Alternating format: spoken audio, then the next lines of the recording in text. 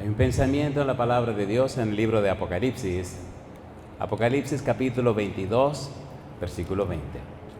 Apocalipsis capítulo 22, versículo 20. La palabra de Dios dice, Apocalipsis 22, 20. El que da testimonio de estas cosas dice, ciertamente vengo en breve. Amén. Sí, ven, Señor Jesús. ¿Podemos estar en pie para orar? Querido Padre Celestial, gracias por estar con nosotros. Gracias por la compañía de los ángeles. Gracias por la presencia y la dirección del Espíritu Santo. Gracias, Dios, por este maravilloso día. Gracias por la oportunidad de reunirnos para cantar alabanzas a su nombre y para adorarle en espíritu y en verdad. Gracias por los amigos y amigas presentes, los hermanos y hermanas que nos acompañan. Gracias también, Señor, por todos aquellos y aquellas que nos siguen a través de la radio, la internet o la televisión. Padre, que todos y todas en esta hora sean bendecidos y bendecidas. Rogamos en esta hora, Padre amado, que el Espíritu Santo nos traiga palabra de vida para la vida eterna. Que no recibamos palabra de hombre, pero la palabra de Jehová que vive y permanece para siempre. Dios, habilítenos, prepárenos, capacítenos para estar en el Espíritu y comprender las cosas espirituales. Señor, quite todo ruido de nuestra mente y permítanos tener una linda experiencia con usted a través de su santa palabra. En su mano santa nos entregamos, Señor, háblenos y diríjanos. Lo pedimos en el nombre de Jesús. Amén. Durante la semana vamos a trabajar con esta serie titulada Un refugio para la familia. La serie en realidad se llama Apocalipsis, un refugio para la familia. Algunos lugares y algunas personas se preguntan, ¿cómo puede ser el Apocalipsis un refugio para la familia? ¿De qué manera el Apocalipsis se convierte en un refugio para la familia? Decía en el tema anterior que para tener una idea de la estructura del libro, vaya a la página lavozdelconsolador.org y gratuitamente allí usted puede copiar todo lo que hay y tener una idea clara de lo que es la estructura del libro. Pero a grosso modo necesitamos decir que este libro está dividido en dos partes, una parte histórica y una parte escatológica, o que tiene que ver con los eventos del fin. El libro fue escrito diferente a todos los libros de la Biblia. La manera como Dios lo escribió se llama en la literatura hebrea o judía un quiasmo. Un quiasmo no es más que contrastar dos listas de una forma opuesta. El quiasmo es un contraste, una comparación entre una parte y la otra parte. Se compara la parte histórica con la parte escatológica. En la página que le mencioné hace un momento, en lavozdelconsolador.org, usted notará que el Apocalipsis está en sus manos. La mano izquierda sería la parte histórica y la mano derecha sería la parte escatológica.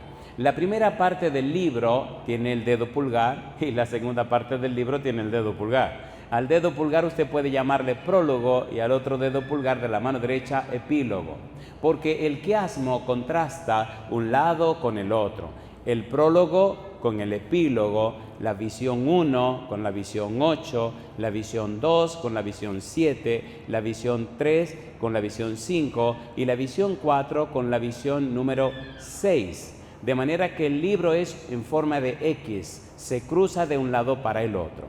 Si usted va a leer el libro, necesita necesariamente, imprescindiblemente, leerlo como el libro fue escrito.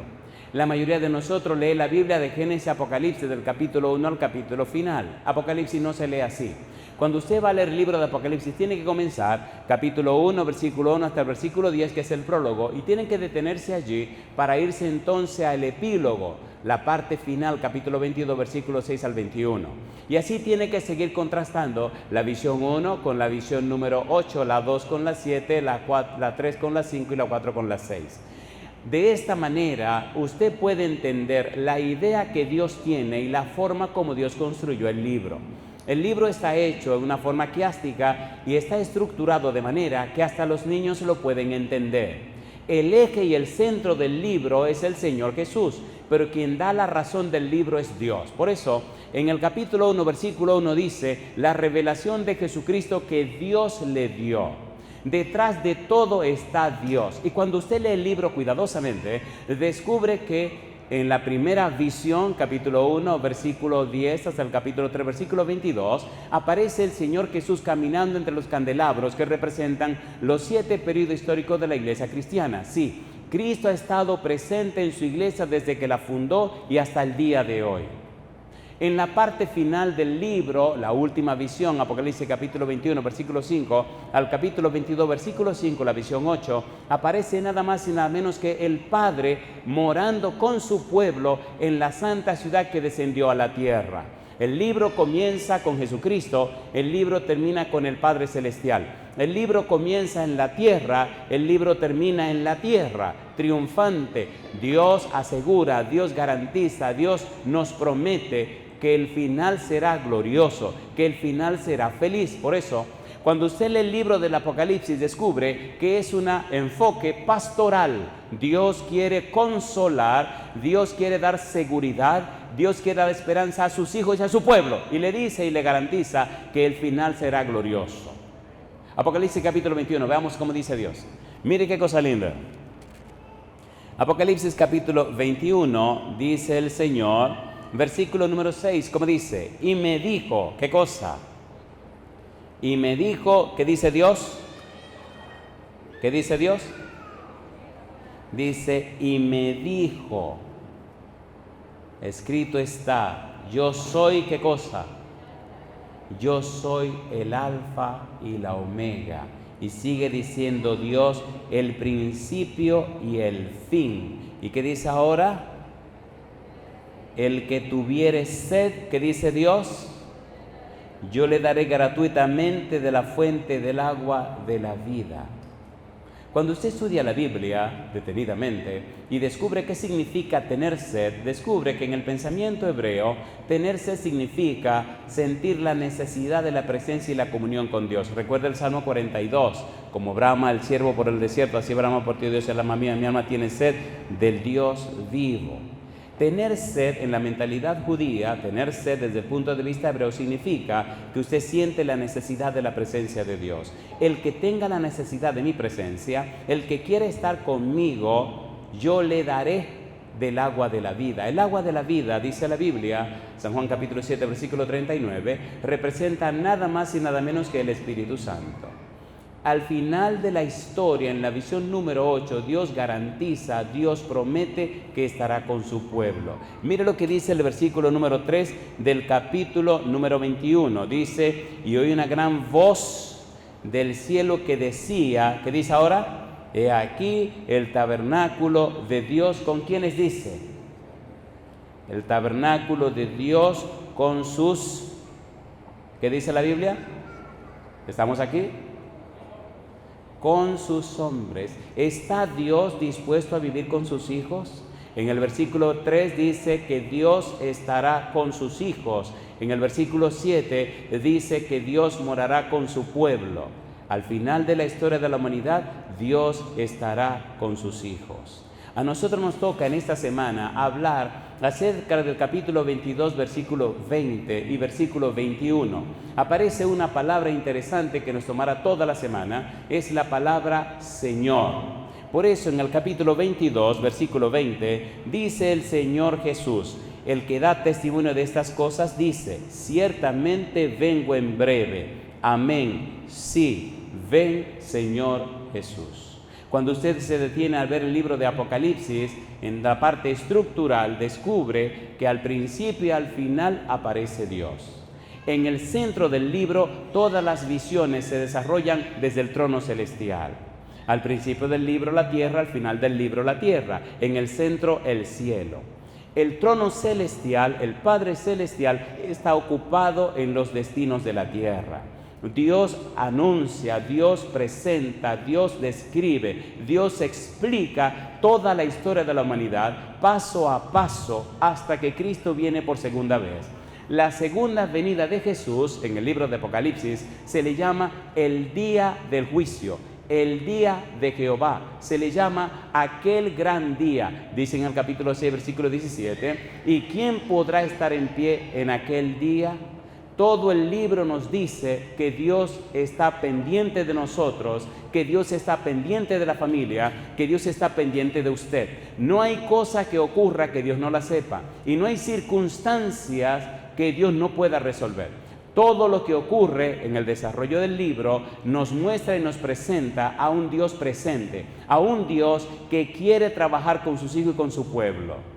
Cuando usted se detiene a mirar el libro con su esposa y con sus hijos, descubre que Dios está por su familia. Dios es el seguro refugio para la familia. ¿Y por qué la palabra Señor? Cuando miramos la palabra Señor en el libro de Apocalipsis, descubrimos que la palabra que aparece es Kurios. En griego la palabra Kurios significa dueño, significa Señor, significa amo. Nos habla de una persona que tiene autoridad. Cuando estudiamos la palabra Kurios o la palabra Señor en la persona de Jesús, descubrimos que el mismo Jesús acepta ese título. Y antes de ver las evidencias donde Cristo acepta ese título, varias veces, 7 veces, se le llama al Señor Jesús Kurios en el libro de Apocalipsis. Sí, también se le llama Kurios al Padre.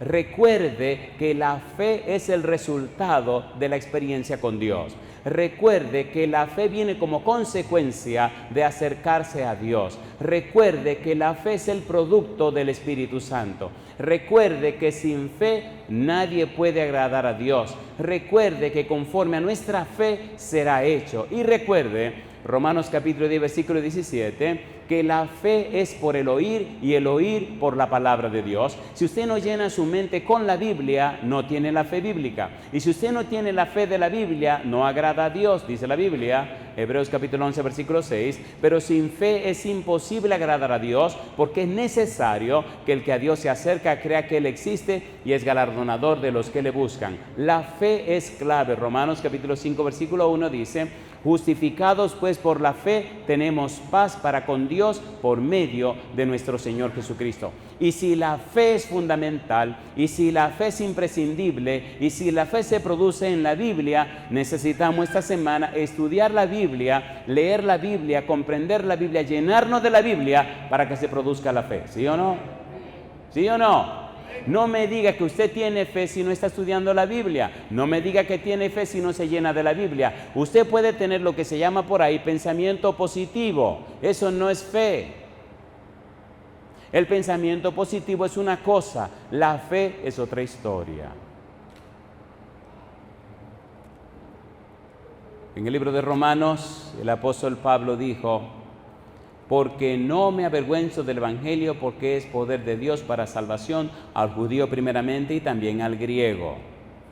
Y hay una frase hermosa en Romanos capítulo 1 y quisiera leerla con usted. Romanos capítulo 1, mire lo que dice el apóstol Pablo hablando del Evangelio y hablando de la fe.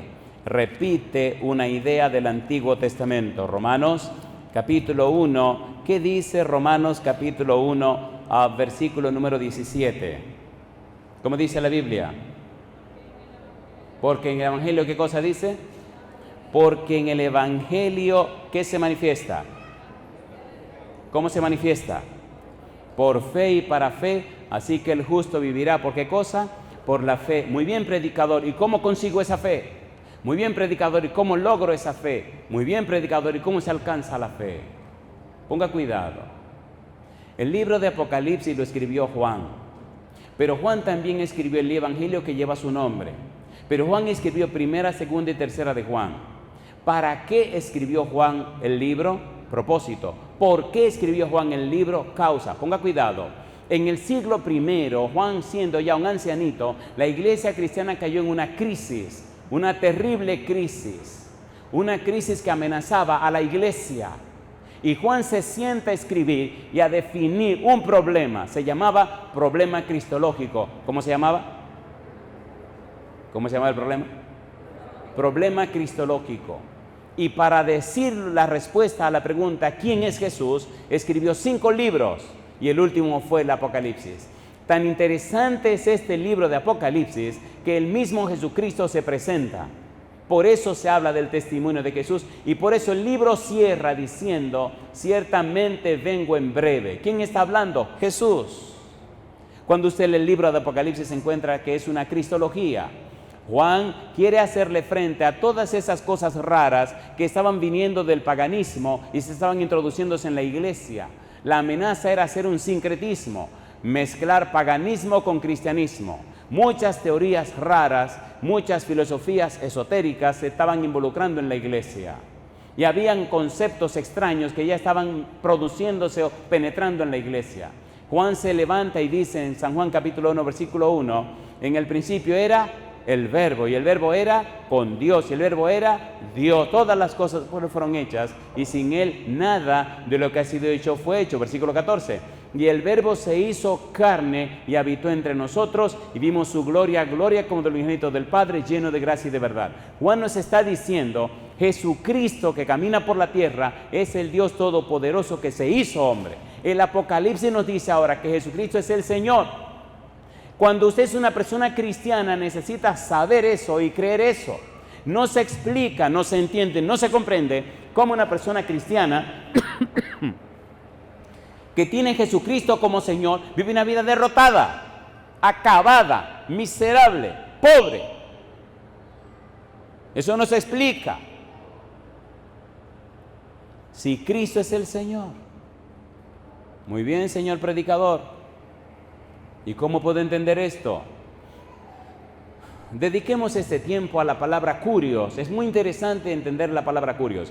Hay tres cosas que definen la vida de un ser humano. Hay tres cosas que forman a un ser humano. Hay tres cosas que definen, declaran, hacen posible la existencia de un ser humano.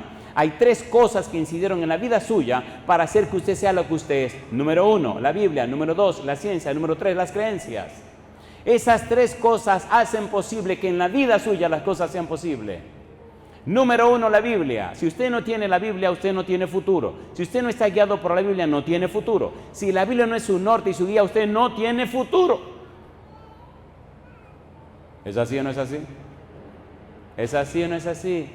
¿Es la Biblia la palabra de Dios? ¿Sí o no? ¿Qué usó Dios para traer todas las cosas a la existencia? Su palabra. ¿Qué usó Dios para que la cosa existiera? En su palabra. Si usted tiene la palabra de Dios, usted tiene futuro. Número 1. Número 2, la ciencia, los conocimientos. Es innecesario, es imprescindible aprender, tener conocimiento. De hecho, escuche. Cuando en el capítulo 6, versículo 17 de Apocalipsis se pregunta, ¿quién podrá sostenerse en pie? La respuesta es un paréntesis que se abre en el capítulo 7. El capítulo 7 de Apocalipsis es un paréntesis. Los versículos 1 al 3 definen y presentan una escena de sellamiento. Ponga cuidado. En el capítulo 9 de Ezequiel se habla de un sellamiento. La palabra sellamiento o este sellamiento identifica a los que son de Dios. Ponga cuidado. Este sellamiento tiene un significado muy profundo. Hay un libro de nuestra iglesia, el Comentario Bíblico Adventista, tomo 4, página 1183, que dice: el sellamiento es un afianzamiento a la verdad tanto intelectual como espiritualmente, de modo que los que están siendo sellados son inconmovibles. Los que están siendo sellados, y que quede claro que el sello es el Espíritu Santo, Efesios capítulo 1, versículo 13 y 14, Efesios capítulo 4, versículo 30, ese sellamiento, ese proceso de sellamiento ya está en función. Las personas que son selladas con el Espíritu de Dios se afianzan en la verdad en forma intelectual y en forma espiritual. Usted necesita crecer en el conocimiento de la palabra de Dios, crecer en el conocimiento de la persona de Dios, crecer en el conocimiento del Señor Jesús, crecer en el conocimiento del Espíritu Santo.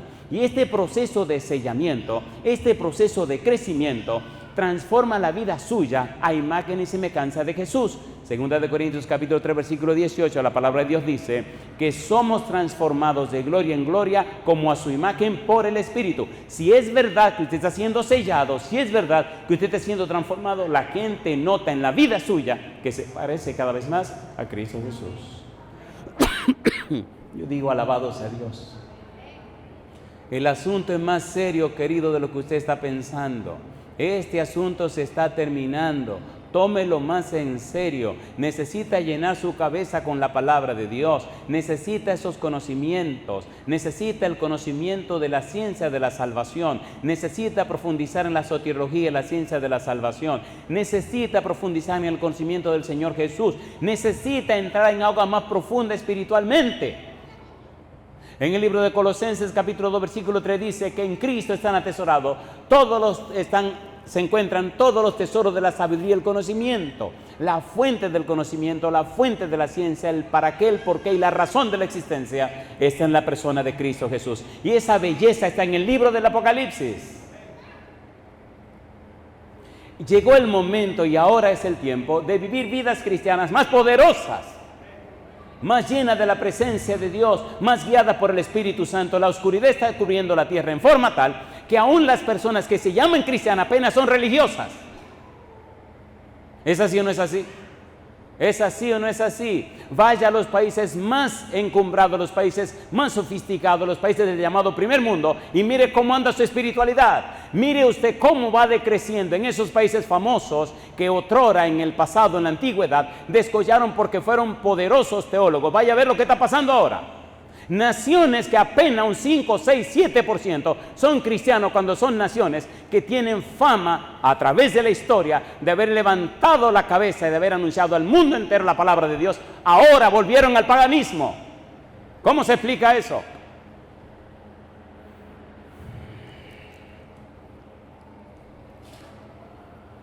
Cuando estudiamos el Nuevo Testamento, encontramos que esta palabra kurios es tan importante, pero tan importante, que es la palabra que se usa para traducir al griego del hebreo la palabra Jehová, la palabra Adón, la palabra Adonai y aún la palabra Elohim. Ponga cuidado, por favor. Déjeme hacerle una pregunta. Querido, querida, ¿anuncian las señales de los tiempos que el Señor viene pronto, sí o no? A ver, ¿sí o no? ¿Estamos preparados para ese evento? Cuando viene un ciclón, ¿verdad que se anuncia el ciclón? A ver, ¿sí o no? ¿Y se hacen preparativos para el ciclón?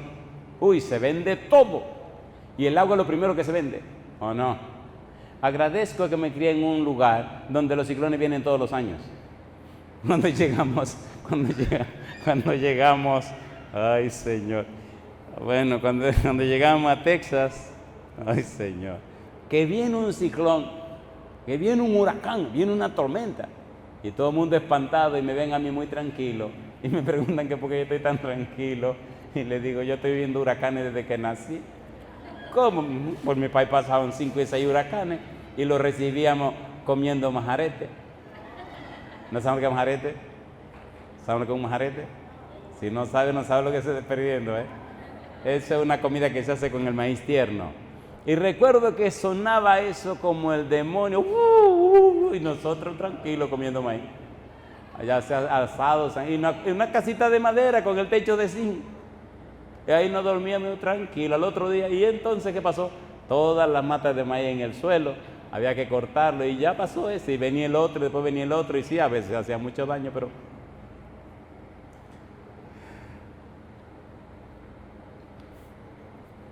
La Biblia dice, el que habita al abrigo del Altísimo, ¿qué cosa? Morará bajo la sombra del Omnipotente. Curios, vamos con la palabra curios. En el libro de San Mateo capítulo 4, versículo 7, nos presenta la traducción de la palabra Jehová del Antiguo Testamento con la palabra curios o Señor en el Nuevo Testamento. San Mateo capítulo 4, versículo 7, la misma idea se repite en Santiago capítulo 5, versículo 11. Si usted quiere tener la relación de los dos lados, de las dos partes, busque Mateo 4, 7 y entonces busque también Deuteronomio capítulo 6, versículo 16. El Señor Jesús repite lo que dice el Antiguo Testamento. Mateo capítulo 4, versículo 7, vamos rapidito. Mateo capítulo 4, versículo 7, hay tantas cosas lindas que compartir y aquí el tiempo vuela. Mateo capítulo 4, versículo 7, ¿qué dice el versículo 7? San Mateo capítulo 4, versículo 7, el monte de la tentación, Satanás está tentando a Jesús. ¿Y qué le contesta Jesús? Capítulo 4, versículo 7. ¿Qué le dice Jesús? Jesús le dijo, ¿qué cosa? Escrito está. ¿Qué dice ahora? ¿Qué dice la palabra de Dios? No tentarás al Señor tu Dios. En Deuteronomio capítulo 6, versículo 16 dice, no tentará a Jehová.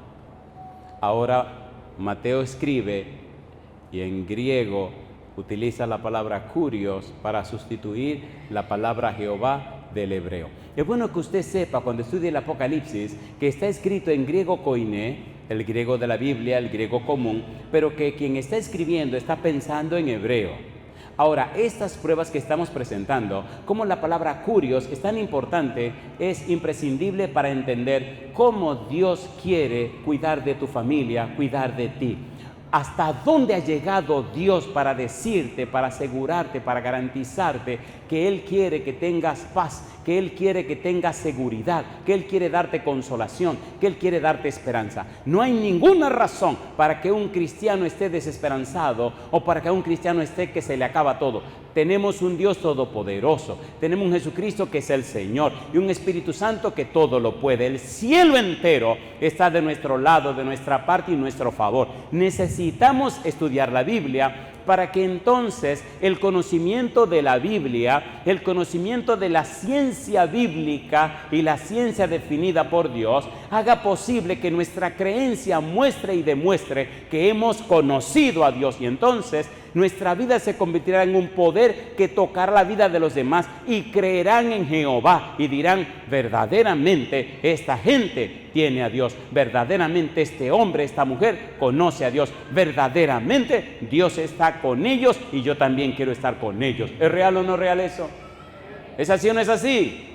Llegó el tiempo, dice Jesús, Mateo 24:14, que el evangelio tiene que ser predicado por testimonio. Un testimonio, según dice Juan en su evangelio, significa presentar las evidencias a favor de Jesús. ¿Por qué tengo que creer en Jesús? ¿Para qué tengo que creer en Jesús? Si tu argumento yo lo rebato con otro argumento. Pero cuando usted presenta su vida, su testimonio, lo que Jesús ha hecho en usted, lo que está haciendo con usted, lo que ha hecho a través de usted, no hay diablo, no hay argumento, ni hay nadie que lo pueda contradecir. ¿Es verdad o no es verdad? ¿Es verdad o no es verdad? ¿Es así o no es así? La persona vino con su esposa y con 2 niños a la entrevista. Estamos dando una campaña en un hotel, habían preparado la campaña en esa ciudad, una ciudad muy fina, una ciudad muy vieja, una ciudad muy sofisticada. Tan vieja es esa ciudad que ahí hay edificios que son del siglo II. Mire si es vieja la ciudad. Y ahí, hay muchos edificios viejos. Esta persona vino a hablar conmigo, no era italiano, la ciudad es la ciudad de Bérgamo, es una persona del norte de África, no voy a decir el país. Vino con su esposa y vino con sus 2 niñas y vino para dialogar. Hacía algunos meses que conocí a la iglesia, había tenido cierta filiación o compromiso con otra denominación religiosa, había llegado a ciertos niveles muy específicos en su experiencia religiosa en el otro lado. Pero ahora conoció la iglesia y empezó a estudiar la Biblia y comenzaron algunas cosas a llamarle la atención. Así que vino a hacer preguntas. Comenzamos a hablar y empezaron las preguntas y empezaron las respuestas. Siempre la Biblia dice, siempre la Biblia dice, siempre la Biblia dice. Me dice, ¿qué piensa usted acerca de tal y tal cosa? Digo, no pienso nada. La Biblia dice esto, esto, esto y lo otro. ¿Qué cree usted de tal cosa? La Biblia dice esto y esto y lo otro. ¿Qué pienso? Me dice, pero me dan pregunta, pastor, un momentito.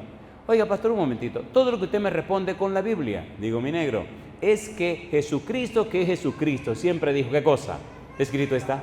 Si yo te digo lo que yo pienso, a ti te da la gana de creer o no creer, pero si te digo lo que dice Dios, tú lo crees y alcanzas la salvación, o no lo crees y te lleva el diablo, punto y se acabó. Y empezó a reírse. La persona que estaba traduciendo trató de ser suave, le dije, no me seas suave, dímele la cosa como yo te la estoy diciendo. Aquel morenón terminó llorando al final y dice, ¿cuántos años había buscado yo una experiencia como esta? Doy gloria a Dios que ahora veo el valor de su palabra. He estado leyendo la Biblia como nunca. He estudiado las doctrinas de la iglesia, pero me hacía falta este empujoncito. Me alegra como usted me ha hablado. Me deja un lugar para caminar. O me voy con el Señor Jesús, o como dice usted, me lleva el diablo. Digo, sí, Señor. Sí, Señor. Dice, no, pues yo me voy con Jesús. Cosa linda, mamá. Después me llamaron que el negrón se bautizó y la esposa también. 20 y tantas personas se bautizaron. Eso es una cosa increíble en esa ciudad y en ese lugar. Pregunto, ¿es real Dios, sí o no? ¿Es real Dios o no es real? La palabra curio se utiliza para definir en el Nuevo Testamento, en griego, a la palabra Jehová del Antiguo Testamento. También se utiliza la palabra curios para definir o sustituir la palabra Adón, que significa Señor en hebreo.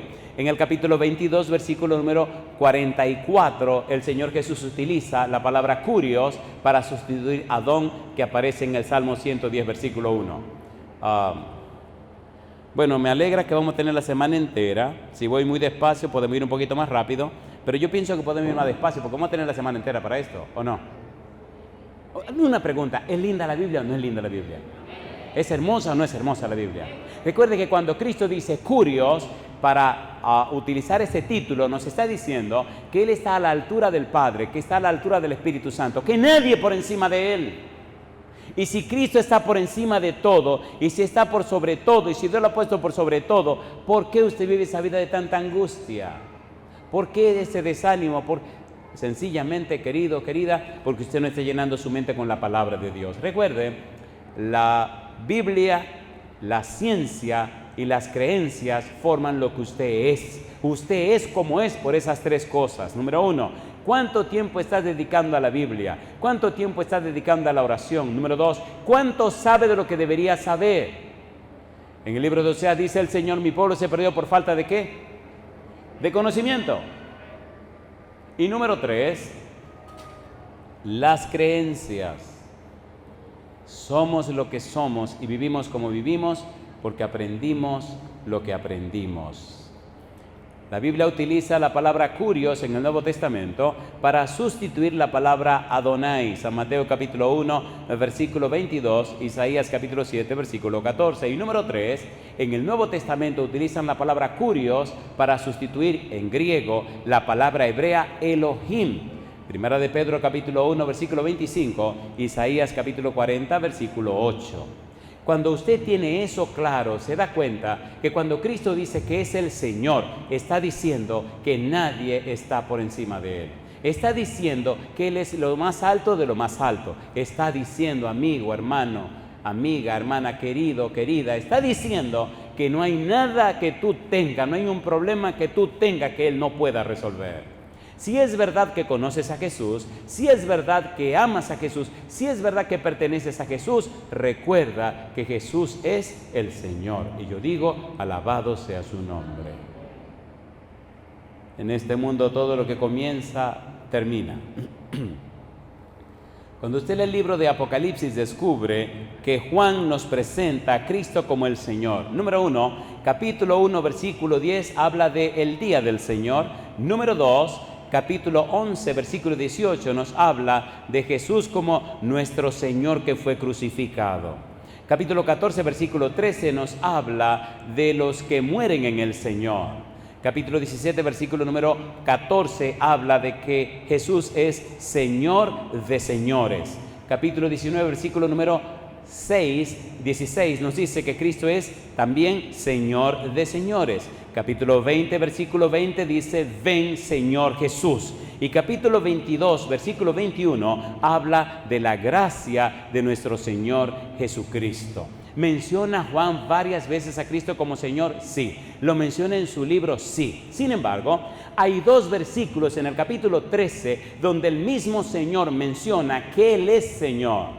Y hay varios versículos que necesitamos leer donde el mismo Cristo se pone el título él mismo. Yo soy Curios, yo soy el Señor.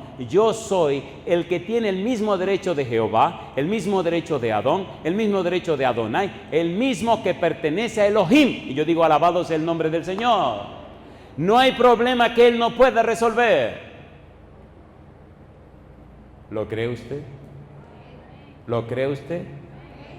¿Lo cree usted? ¿Seguro que usted lo cree? ¿O usted solo lo sabe? ¿Tiene Dios poder para hacer maravillas? A ver, ¿lo tiene o no lo tiene? Una y otra y otra y otra y otra y otra y otra y otra y otra vez he visto cómo el poder de Dios ha actuado en la vida de aquellos que creen. Siempre le digo a la persona, con gusto estoy para orar por usted, pero recuerde que no se hará como yo quiera o como yo diga, sino que se hará conforme a la fe que usted tenga. ¿Es así o no es así? Si usted cree, si usted tiene fe, Dios puede hacer maravillas. Si usted no cree ni tiene fe, olvídese. En Houston tenemos los martes unos estudios bíblicos todos los martes cuando estamos en Houston. Gracias a Dios estamos levantando una nueva iglesia en Houston y ya el grupo está creciendo y está tomando forma.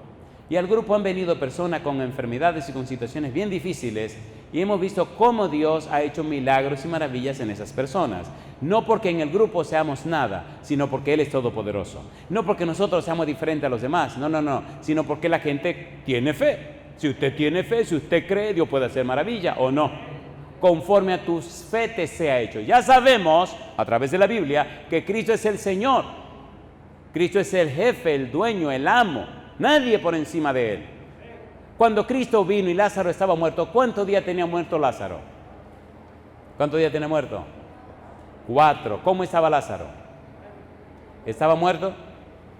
No, estaba bien muerto. Recuerde que en la época de los judíos habían caído en cierto sincretismo, cierta mezcla de paganismo con asuntos religiosos de Jehová.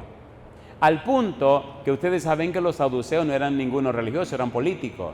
Y los escribas y los fariseos ya estaban cayendo en un problema de unir paganismo con fe judía. El folclore que había en el ambiente pagano se decía y se creía que la gente cuando moría no moría de una vez, sino que se le salía el alma, como decían los paganos, y se quedaba dando vuelta por la casa hasta el tercer día porque quería volver a entrarse al cuerpo. Eso es paganismo. Pasó el primer día, bueno, Lázaro se enferma y le dicen a Cristo, mira, tu amigo Lázaro, el que tú amas, está enfermo. Cristo le dice, no, esa enfermedad no es para muerte. Así que los tipos se fueron tranquilos y Lázaro se murió. Pasó el primer día y Cristo no fue. Segundo día no fue. Tercer día y no fue. Fue al cuarto día. ¿Por qué el cuarto día? ¿Por qué no fue el primero o el segundo? Porque si va el primero, el segundo o el tercero, la gente va a creer que se cumplió lo que dice el paganismo, que el alma vuelve y se le mete al cuerpo. Sin embargo, fue el día 4. ¿Qué le dijo Marta cuando Jesús dijo, quiten la piedra? ¿Qué le dijo? Señor, espérate que ya está podrido. El folclore pagano decía que cuando el alma veía que el cuerpo estaba podrido, se iba entonces. Ya no iba a entrar ahí porque el tipo estaba podrido. ¿Estaba podrido o no estaba podrido? A ver, ¿sí o no? ¿Y qué se puede hacer con un muerto podrido? Dígame. Espérese, Jesucristo dice que sí, que lo puede resucitar o no. ¿Cómo que nada? Si una gente se muere, ¿qué se puede hacer con el muerto? Resucitarlo. ¿Qué pasó? ¿Viene Cristo a resucitar a los muertos, sí o no? Los muertos en Cristo resucitarán ¿cómo? Mire, cuando hablamos de Cristo como Señor, estamos hablando no de posibilidades, estamos hablando que todo lo puede. ¿O no lo puede? A ver, ¿lo puede o no lo puede? Cristo llegó y le dijo, ¿dónde lo pusieron? Señor, mira, ven y ve. Y Cristo va y mira y ve dónde lo pusieron. Entonces le dice, ok, mire, quiten la piedra esa. El Señor no, que hiede. Yo no te he dicho a ti que si tú crees verás la gloria de Dios. ¿Quitaron la piedra o no la quitaron? ¿La quitaron o no la quitaron? A ver, ¿sí o no? ¿Tiene Cristo poder para resucitar a un muerto? Oiga, en el capítulo 27 del libro de San Mateo, lea que cuando Cristo murió en la cruz, dice la Biblia que se rompieron sepulcros y salieron cuerpos de santo y fueron resucitados. ¿Tiene Cristo poder para resucitar a la gente, sí o no? La resurrección parcial. A mí me llena de gozo Cristo porque lo que usted jamás imaginó, Cristo es capaz de hacerlo. ¿Es así o no es así? ¿Sí o no? vientres que ya no dan, compadre, para nada, que ya están certificados, registrados y arreglados, y los médicos dicen, olvídese, usted no va a tener hijos jamás. Con una simple oración, el Señor le dice, ¿quién dijo que no? Si a mí me da la gana de tener hijos ahora mismo, compadre, y empiezan estas mujeres a parir muchachos. ¿Y cómo paro? Pues párese, aguántese ahí. ¿Tiene Dios poder? ¿No tiene poder Dios? A ver, ¿tiene poder o no tiene poder? Dijo el jovencito, pastor, yo la amo, pero yo no voy a seguir con ella. Pastor, mire, yo la amo mucho, pero yo quiero tener un hijo. Ahora, cosa linda, mamá. Ahora estuvimos en mi país y ya vi el muchachón ese, ya está grande. Y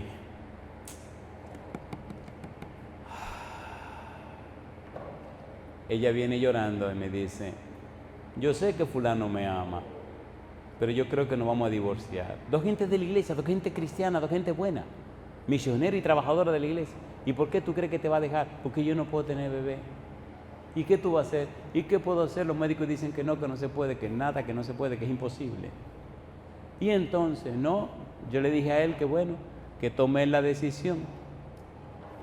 Le digo, ¿qué decisión tú quieres que él tome? Y empezó a llorar. No, yo no me quiero divorciar, pastor, porque usted sabe que yo amo a fulano y él me ama a mí, pero ¿cómo es posible, pastor? Ven acá, muchachos, déjame hacer una pregunta. ¿Tú crees que Dios es todopoderoso? Sí. ¿Tú crees que Dios? Sí, todo que sí. Sara era una viejita, ya una ancianita. Sí. ¿Tuvo bebé? Sí. Y la otra Elizabeth, sí. ¿Puede Dios? Sí. ¿Tú crees que Dios? Sí, yo creo que Dios puede. Pues vamos a orar. Cosa linda, mamá. Después me llama y me dice, yo estoy embarazada. Diga, ¿a quién le importa eso? Tenga a su muchacho. Ya tiene 2 hijos. ¿Tiene Dios poder o no tiene poder? A ver, ¿tiene poder o no tiene poder? ¿Usted lo sabe o usted lo cree? Quitaron la piedra. ¿Cuál es la piedra que impide que el Todopoderoso haga algo en tu vida? Pregúntate. Es el Señor, es el Curios, es el amo, es el dueño, es el Señor. Jesucristo es el Todopoderoso, Jesucristo es la razón de ser de todo. Jesucristo es la fuente de todo conocimiento. Jesucristo es todo en todo y para todo. Jesucristo lo es todo. ¿Cómo es posible que el que es todo no pueda hacer nada en la vida tuya? ¿Cómo se entiende eso? Y te llama cristiano. ¿Cómo es posible? Ya hiede, quiten la piedra. Señor, que hiede, quiten la piedra. Pero que hiede, no le dije que quiten la piedra. ¿La quitaron o no la quitaron? A ver, ¿la quitaron o no la quitaron? Hasta que usted no quite esa piedra, olvídese, mi negro. Esa piedra puede llamarse incredulidad. Hay 3 ciudades que dialogaba esta mañana con una familia. Le decía que hay 3 ciudades que yo no quisiera ni siquiera haber pasado cerca de ahí. Betsaida, Corazín y Capernaum. Porque esas 3 ciudades, Cristo no pudo hacer milagros porque eran muy incrédulos. ¿Por qué cosa no pudo hacer milagros Cristo? Porque eran muy incrédulos. Yo pregunto, ¿cuál es la piedra de tu vida que está impidiendo que Cristo haga el milagro de resucitarte? ¿Necesitamos una resurrección espiritual, sí o no? ¿Sí o no? ¿Sí o no? Mire, el par de minutos que me queda, déjeme decir un par de preguntas difíciles e incómodas. ¿Usted está tranquilo y feliz con esa vida monótona de cristianismo que lleva? ¿O le gustaría una vida gloriosa, victoriosa, efervescente, una vida que no solo le cambia a usted, sino que cambia a la gente que usted conoce? ¿Le gustaría una vida así? A ver, ¿le gustaría o no le gustaría? Ver persona incrédula, agnóstica, atea, que cuando escucha la palabra, cuando se relaciona con usted, cuando escucha la verdad de Jesucristo, cuando usted le responde la pregunta, terminan aceptando a Cristo y entregándose a Él. Y usted ve cómo el mal espíritu se le va y el Espíritu Santo viene a su vida. ¿Le gustaría esa experiencia a usted? ¿Le gustaría o no le gustaría? ¿A cuánto le gustaría? ¿Le pueden levantar la mano? Alabado sea Dios. Jesús es real, no es un concepto, no es una doctrina. Jesús es una persona y está vivo y está presente y está intercediendo por nosotros. Quitaron finalmente la piedra y Cristo dijo 2 palabras. ¿Cuáles fueron? Lázaro. ¿Y cuál fue la otra palabra? Ven. ¿Y cuál fue la última palabra? Fuera. ¿Por qué dijo Lázaro? ¿Por qué dijo Lázaro? ¿A quién iba a resucitar? A Lázaro. ¿Cómo te llamas tú? ¿Cuál es tu nombre? A ver, ¿cómo te llamas? No, usted no se llama Lázaro. ¿Cómo se llama usted? Yo me llamo Andrés. ¿Y usted cómo se llama? ¿Le gustaría que lo sacaran de esa tumba espiritual? Seamos honestos. ¿Verdad que no estamos viviendo a la altura de lo que deberíamos vivir? ¿Le gustaría a usted que hoy el Señor lo resucite espiritualmente? Que llene su vida con el Espíritu Santo, es una vida poderosa. Que su familia se sienta y vea que en usted se manifiesta el poder y la gloria de Dios. Si usted dice que sí, póngase en pie conmigo. El mundo allá afuera perece, no es por falta de conceptos o falta de información, no. El mundo allá afuera perece, no es porque no sepa o no tenga acceso a la información. Nunca en la historia de la humanidad hemos tenido tanto acceso a la información como el día de hoy. El mundo allá afuera perece por falta de testimonio. ¿Falta de qué cosa? Testimonio.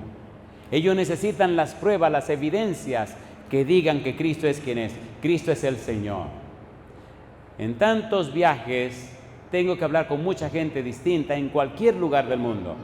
Recientemente estábamos en una estación de radio y había una persona en la estación de radio donde estábamos, y me voy a decir esto porque como esto está en español, aquel individuo habla otro idioma, no creo que se encuentre con esto, pero si se encuentra también volvemos al mismo relajo, la misma discusión. Estaba hablando acerca de cómo Cristo salva a los seres humanos y él hizo una pregunta capciosa, una pregunta peligrosa. No pude evitar que se me calentaran las orejas y entonces con la Biblia empecé a responderle su pregunta. Yo pregunto, ¿Cristo murió en la cruz o no murió? ¿Murió o no murió? ¿Resucitó o no resucitó? ¿Ascendió al cielo o no ascendió? ¿Intercede por nosotros o no intercede? ¿Vendrá a buscarnos o no vendrá a buscarnos? ¿Es una realidad el Evangelio, sí o no? Entonces la pregunta es, si es una realidad del Evangelio, si es verdad todo lo que Cristo hizo, si es un asunto comprobado y un asunto claro, sin lugar a dudas, ¿por qué la vida de tantos cristianos es tan pobre? Dice en el libro de Romanos capítulo 8 versículo 32, el que no escatimó ni aún a su propio Hijo, sino que lo entregó por todos nosotros, ¿cómo nos dará juntamente con él todas las cosas? No hay problema que tú tengas, querido, querida, que Dios no pueda resolver. Y ahora viene mi pregunta. ¿Te atreves conmigo hoy a tomar la decisión de entregar tu vida y entregar todo en las manos de Cristo Jesús? Y darle todo el derecho a Jesús para que empiece a actuar en la vida tuya. ¿Quieres reconocer a Cristo como tu Señor? ¿Acepta que tu familia esté bajo la guía y la dirección del Señor Cristo Jesús? Atrévete entonces a venir conmigo aquí al frente. Al pasar al frente estás diciendo, desde hoy reconozco a Cristo como mi Señor, como mi amo y mi dueño. Reconozco la autoridad de Cristo sobre mi vida. Me rindo a Jesucristo como mi todo y rompo toda otra relación, todo otro señorío en mi vida. No tengo nada que ver con Satanás ni con sus cosas. A partir de hoy reconozco y acepto a Cristo como mi único y suficiente Salvador, como el dueño de mi vida. Atrévete a pasar al frente conmigo. Y amigo, amiga, si usted no está siguiendo a través de la radio, le invito a levantar su mano. Reconozca a Cristo como su Señor, reconozca el señorío de Cristo, reconózcale en su vida y Él, a través del Santo Espíritu, con la espada del Espíritu, romperá sus cadenas. Acepta hoy, amigo, amiga, hermano, hermana, que el Espíritu venga con su espada a romper tus cadenas. Entonces necesita aceptar el señorío de Cristo. ¿Te atreves hoy a colocar tu vida, a colocar todo tu ser en las manos de Cristo y aceptarle como el único y suficiente en tu vida, como tu razón de ser? He visto muchas personas cambiadas y transformadas por el poder del Espíritu Santo al aceptar a Cristo en su vida como su Señor y su dueño. Pasa al frente conmigo, ven conmigo al frente y dile a Dios, Señor, gracias por darme a Jesús. Hoy le acepto como la razón de mi vida. El libro de Apocalipsis nos habla del interés del Padre, el interés del Hijo y el interés del Espíritu Santo en cada uno de nosotros y en nuestra familia. Si le creemos a Dios, veremos maravilla. Cuando era jovencito, era un adolescente, leí un párrafo en el libro Mensaje para los Jóvenes, página 99, que dice: cuando la voluntad humana coopera con la voluntad divina, se hace omnipotente. Entreguémosle la voluntad al Señor. Aceptemos a Cristo como nuestro Señor, como nuestro dueño, y dejemos que haga maravillas en nuestra vida. Pablo dijo en Filipenses capítulo 2, versículo 13: porque Dios es el que en vosotros produce así el querer como el hacer por su buena voluntad. Querido Dios, querido Padre Celestial, le entregamos nuestra mente, nuestra voluntad y nuestra conciencia. Le entregamos todo nuestro ser bajo su cuidado, para que haga en nosotros y con nosotros su voluntad. Dios, le reconocemos como nuestro dueño, nuestro Señor. Aceptamos el señorío de Cristo. Desde hoy aceptamos ser miembros de la familia celestial. Aceptamos ser parte del cuerpo de Cristo, que es su iglesia. Desde hoy le aceptamos a Él como nuestro único y suficiente Salvador. Entregamos todos nuestros pecados a Cristo Jesús. Le entregamos toda nuestra vida y todo nuestro ser al bendito Maestro. Y le aceptamos como nuestro único y suficiente dueño. Que haga su voluntad en nuestra vida, Señor. Lo pedimos en el nombre de Jesús. Amén, Señor. Que Dios les bendiga.